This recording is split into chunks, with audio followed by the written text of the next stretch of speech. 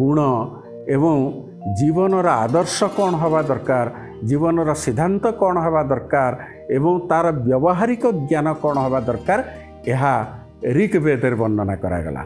सेहीपरि यजुर्वेद मुख्यतः कर्मकांड आधारित, अर्थात मनुष्य प्राप्त होइथिबा ज्ञान को प्रकार मनस्थिति रे पूरण करिवो मोक्ष प्राप्ति पाई ताहा वर्णना करागला यजुर्वेद रे कर्मकांड आधार रे।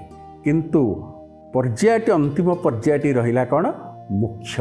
सेहीपरि भावरे जो सामवेद रहिले, सामवेद रे कौन रहिले, ईश्वरंकर स्तुति रहिला, ईश्वरंकर वंदना रहिला, उपासना रहिला एवं गोटे आध्यात्मिक चेतनार उन्नति, आध्यात्मिक भावर उन्नति की उपाय रे हेई परिबो ताहा मध्य वर्णना रहिला।